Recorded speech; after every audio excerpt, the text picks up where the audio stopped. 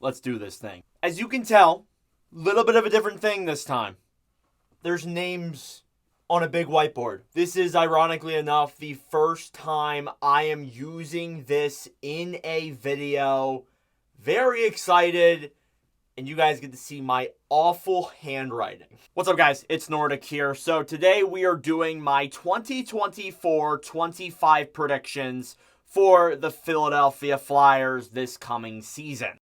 Or I guess you could also call it my expectations for the Philadelphia Flyers, or my thoughts on the Philadelphia Flyers, or my horrible handwriting with the names of the Philadelphia Flyers. So on this board here, we have 24 names here. We have 21 skaters and 4 goaltenders for you guys today. I'm going to go through individually each and every one of these names and talk about my overall expectations, how much points I'm expecting, and a lot of other stuff about these players on this Flyers team. First off, want to point out, if you are a Flyers fan and you're not already subscribed, I would greatly appreciate it. We're 118 subscribers away from 3,000. I do make content on all 32 teams here, so if you are a non-Flyers fan, subscribe too. That'd be cool. But anyways, let's get straight into the first name here, and you guys see it. It's the big boy. It's Matvei Michkov. I mean, like, this guy, the amount of hype around this person after a really good preseason, and I want to put a hypothetical next to that because it's preseason, but the hype around this kid is real. On the numerous betting sites around the NHL and around, the gambling world, Michkov is ranked number 1 for Calder votes. He's exciting. A lot of people forget that he was actually compared to Connor Bedard when he was drafted. Like, it had not the rumors of not coming over so quick because of Russia. I don't know why that's there. If those rumors, if we knew that he was going to come over after just missing 1 year, he probably would have went second overall. But things went the way they did, and he suddenly dropped to the Philadelphia Flyers. And I think that's honestly terrific for this team. It puts them in a very interesting spot. So what am I expecting from Michkov this year? Now, for those who follow me on Instagram and stuff, you guys would have already seen my point projections for a lot of players on this board. But if I had to guess, I would like to see a solid 15-20 goal season for Michkov, and maybe 45 to 50 points is kind of where I would love to see things. If he gets less than that, then that's completely okay. But I think with the way I've seen him play in preseason and the way the Flyers say they're going to utilize his skill set, I feel like we could get a good 20-goal season out of him this year. So that is why I am going to write down... I'm just going to put the points on, because why not? I'm going to say expected 45 points. I feel like the hockey guy right now. All right, after I reposition the board and make it easier for you guys to read my horrible handwriting, I have Michkov at a 45 projected points. Maybe that's too high. Let me know your thoughts down below. A lot of these other guys you might be able to move rapid fire through because obviously, it's the hype around Michkov is crazy, but a lot of these other guys are kind of self-explanatory a little bit. Next up, we have Sean Couturier, nicknamed Coots. The captain had a very rough season last year after being named the captain, dealt with issues with John Tortorella, and a lot of things like that. And keep in mind that when I do these, I also want to say that these are kind of the floors that I see for a lot of these players. Not the ceilings necessarily. Like, Michkov getting 45 points, I guess, would kind of be like my expectation, I guess. But if he got more than that, I wouldn't be surprised. These really aren't point projections, they're expectations. I know I contradict myself all the time in these videos, but But going back to Couturier, I would love to see a good... I'm going to say a good 40-point year out of him, I think would be a good step in the right direction. And if he improves his defensive game too, I think that's definitely right. I'm not even going to try and write them mid-recording anymore. I'm just going to skip now.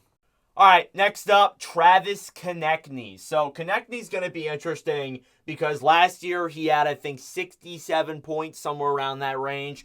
Missed a couple of games, but Konechny's pretty impressive because he can do a lot of things that a lot of other players in the league can't do. He can be a fighter. He can be an instigator, while honestly scoring a lot of points at the same time.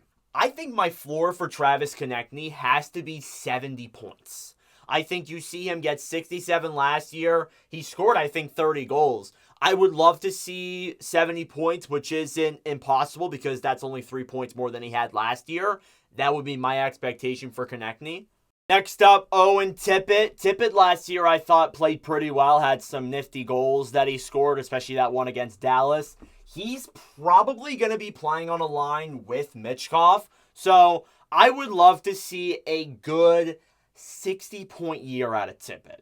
Tippett has never hit that in his career, and even last year, he took a step from a 49-point year to a 53-point year, so I don't think 60 is completely out of the question, especially someone with the IQ of Michkov making passes to him. Again, we'll see how that goes. After that, Morgan Frost, who had some pretty controversial points last year, dealing with John Tortorella, obviously. Frost has never had a 50-point season. His best year was 46 in 2022-23. I think if he can stay consistently in the lineup and maybe score a little bit more, he can get 50 points. But I'm actually going to put him at the same expectation as Michkov and put him at 45. There are going to be fans of other teams who watch this video and are like, this guy is absolutely delusional. And I get it, because these point projections I feel like are kind of interesting, I can't lie. Tyson Foerster came off of a rookie season last year, actually had 33 points, 20-goal season last year. I think your expectation for Foerster is probably the same as Couturier at a 40-point range, honestly. Hopefully he kind of takes that next step, or maybe even does better than that this coming season. I don't know. Joel Farabee is the last player on the first column of the mainly big players on this list. Farabee had a 50-point season last year. He scored the career high in goals with 22. I think you got to go 50 points again as your expectation for him, or else you're kind of crazy. I might be crazy. I'm actually kind of wondering, like, if I'm too high on some of these people and I have very high expectations for a team that's probably going to let me down. I don't know. I feel like these are somewhat realistic. Let me know down below. All right, second part of the forward core, basically the bottom six. We got Bobby Brink to start off here. Brink last year had 23 points, 11 goals in 57 games. If he can stay the whole season, I think that a 30-point year is fair, I would say.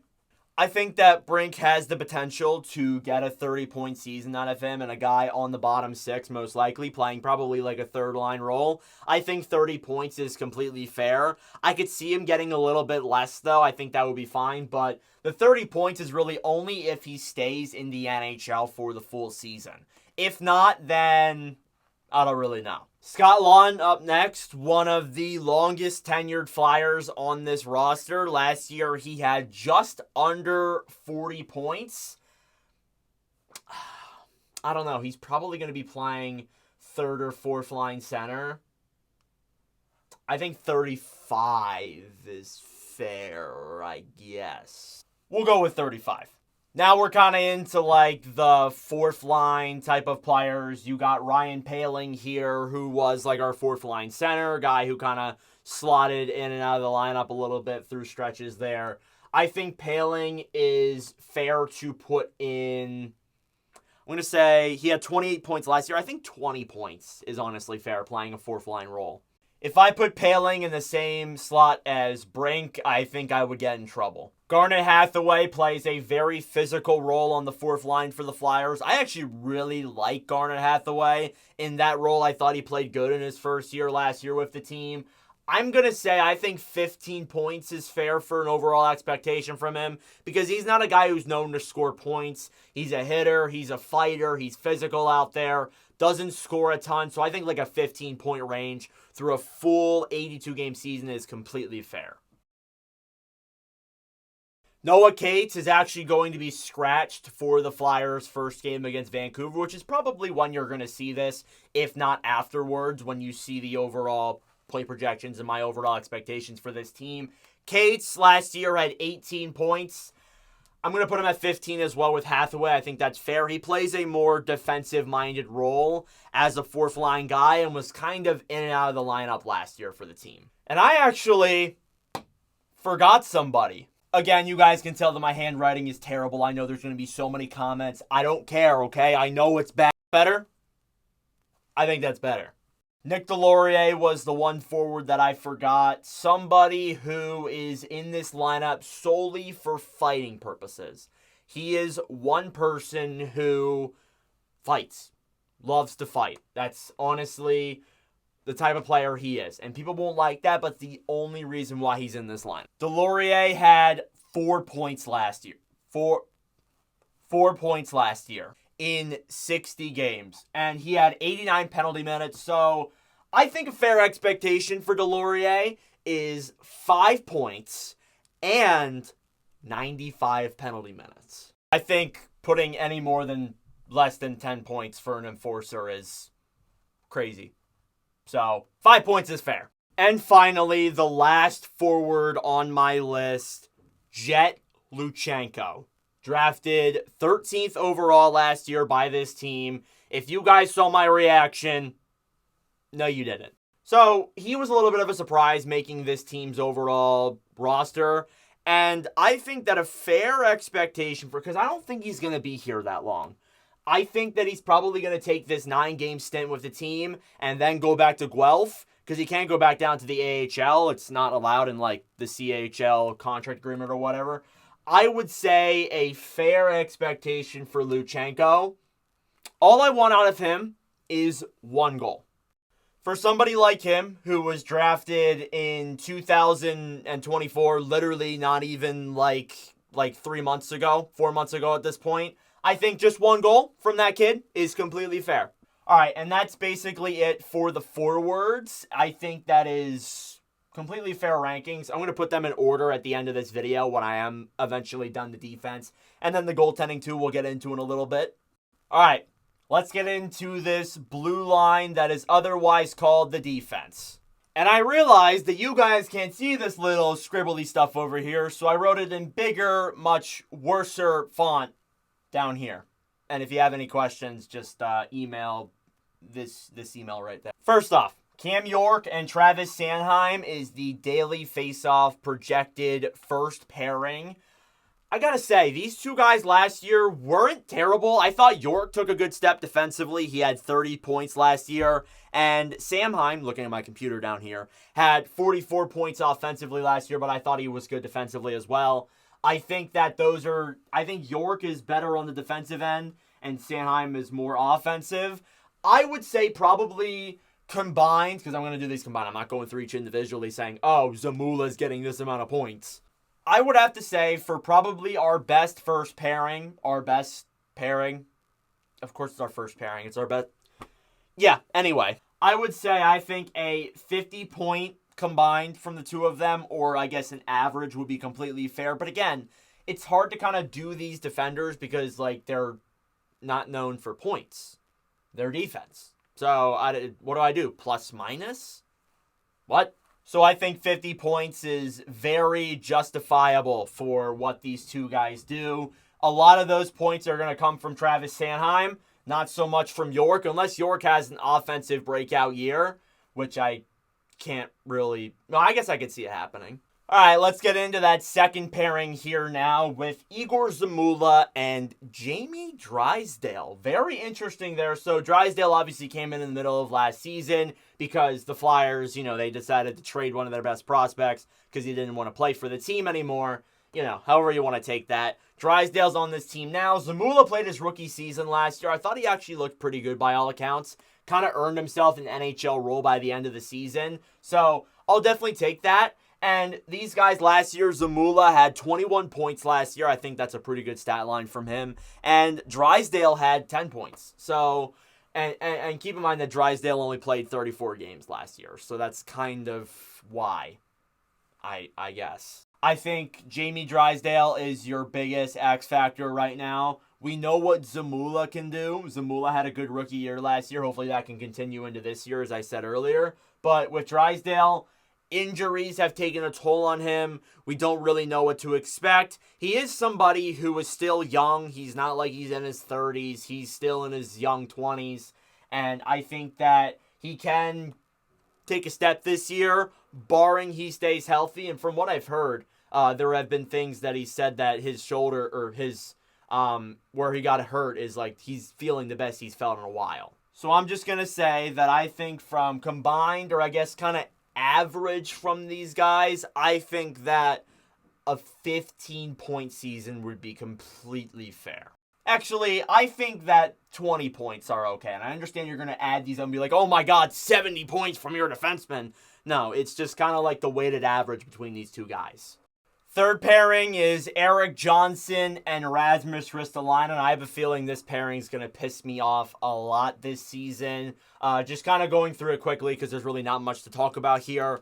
Risto and Johnson are two guys who don't score a lot of points. So I think a weighted average of 10 points is fine. And again, we have Nick Seeler listed here too. There's also guys in the depth chart like Emil Andre and a few other guys that could get into that roster at some point this season. But again, I don't want to write every single freaking player on the Flyers depth chart. Although I do believe that maybe Massimo Rizzo could play some games in the forward core, but we'll see. And again, as I said, Nick Seeler, kind of your seventh defenseman, fighter. He's known for that. So I think that that's definitely a good placement for him. He's defensive too. So I think this is a fitting blue line core right there.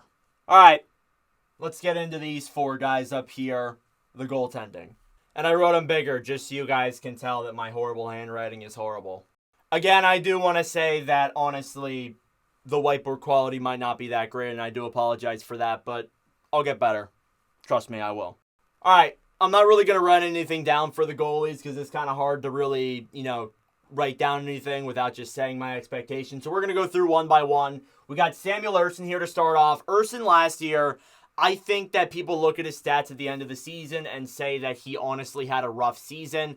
I disagree with that because I honestly think that with the way he played and the way he was overplayed by the Flyers, I think that he did it very well. Towards the end, it was a struggle, but it was a struggle for every single player on this entire roster, even the guys who can't read because of my horrible handwriting. I think from what I've seen in the preseason, from what I've seen in the regular season last year, I think Ersson is keen to take a big step this coming year. And people won't like that. I've seen so many people rank the Flyers goaltending system the worst in the league. And I totally understand that because of the way they played at the end of the season. But they're going to get better. They are going to get better. And you can call that biased all you want, but I have a lot of faith in Ersson, and I have a lot of faith in Fedotov as well. Fedotov, that 6'8" guy who came out of nowhere last year and became the backup in the last 10 games of the season for Philadelphia. He played 2 games and really struggled, and people immediately wrote him off.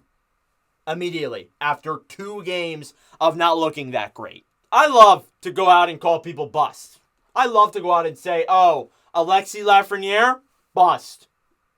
I don't agree with it, but I love to just troll sometimes. But there's no way you're going to write off guys like Ivan Fedotov and Jamie Drysdale and freaking Michkov just because they've barely played in the NHL or haven't played at all because, they had a bad stint.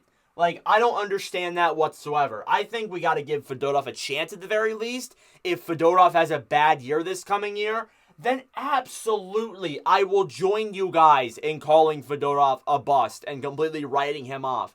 But we don't know. He put up really good numbers in the KHL. So hopefully that can transition over this year, or at least he can just keep above a .900 save percentage throughout the full season and be a notable backup. I think that's completely fair. Your third string is Alexi Kosov. You could put Eetu Makiniemi or Parker Gahagan or Cal Peterson, who's fourth string. We'll get into him in a second. But Kolosov, we know, was controversy. He obviously didn't want to come over and play. He eventually did end up coming over. It was under circumstances that he might be guaranteed to return to the KHL. But regardless, I think that Kolosov playing in Lehigh Valley is hopefully the starting goaltender, or maybe the backup guy, I think is completely in his right. There might be a chance at some point where he may go back to the KHL. We'll see what happens there. But Kolosov, I think, is awesome as your third string goalie. And then you got Cal Peterson, who, for those who know me personally, for those who follow me for a while, you guys will know that I am not particularly a huge fan of Cal Peterson. So I'm just going to do you guys a favor and just erase him off this board. I think that's fine. All right, now these are all my expectations, all of my stuff relating to the Flyers heading into 2024-25. We got one more thing here, and it's standings prediction. Now let's take a more broader view at that Metropolitan Division. You got the Rangers, you have the Hurricanes, probably the Devils, and probably the Islanders as 4 teams who will most likely make the playoffs. Then you got 3 teams where you could say, yeah, they could probably compete. You could actually put the Islanders in that column too with Washington, Pittsburgh, and then Philadelphia. And then there's the column of the teams that probably won't make the playoffs, and that's the Columbus Blue Jackets for, unfortunate reasons. I put that Flyers in the column of, maybe they can get in, maybe they can squeak in, and I really do think that this team is honestly a sleeper playoff team. Some people look at how we played last year and completely write us off, but we have basically the same roster that we did really well with for the majority of the season, plus Matvei Michkov, plus Jet Luchenko, plus a full year of Fedorov and Kolosov, and then Eric Johnson too. Apart from that, basically the same roster. I am not going to be biased. I am going to be very conservative here with my ranking. I'm going to put them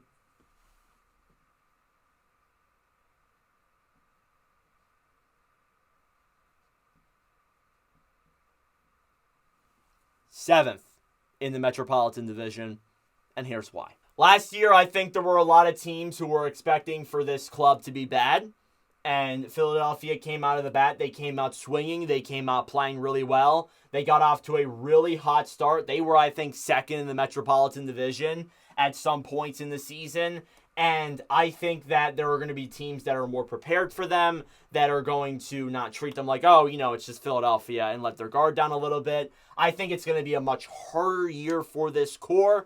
Even though I do say that, I can 100% see us getting into a playoff spot with that. Because the Metro is just so open right now. Like, you have the Rangers and the Hurricanes, and I guess the Devils as teams that could be probably locks for the top 3. The wild card spots are essentially up for grabs. And there's some people who may say, you're underrating the Islanders, you're underrating the Capitals. Well, I think that the Flyers can definitely compete with those teams. 100%. So to wrap up with my horrible handwriting, let's take a look at where I have every player projected at for this season, points-wise. And again, these are like my floors for these players. So you start off with Konecny at the highest ranking with 70 points. You have Owen Tippett at second highest with 60. Then you have a few guys at 50. Joel Farabee's there at 50. And I actually have York and Sanheim averaging out for 50 points throughout that same decor. Then you get into the guys who are in the 40s. I have Morgan Frost and Matvei Michkov with 45 points. I have Sean Couturier and Tyson Forster with 40 points. Then you have a few guys in here who are in the 30s. Bobby Brink at 30 and Scott Laughton at 35. And then for the other guys, you have Ryan Poehling at 20, Garnet Hathaway at 15, Noah Cates at 15, and then Nick Delorier at 5 points. Obviously, too, the combined for Drysdale and Zamula with 20, and then Johnson and Risto with 5 as well. And then, of course, Jet Luchenko, my boy, with 1 goal. And that's barring that he leaves after 9 games or so. And my overall prediction for the Philadelphia Flyers is 7th in the Metropolitan, 2nd last in that division. I would say probably 3rd last in the Eastern Conference, and many people may not like that, but I'm being conservative, guys. So yeah, that'll pretty much do it for this video on my overall expectations for the Philadelphia Flyers. Let me know your thoughts in the comment section down below. Did I get stuff wrong? Am I overrating? Am I underrating players? Let me know. Thanks for watching, and I will see you guys in the next video.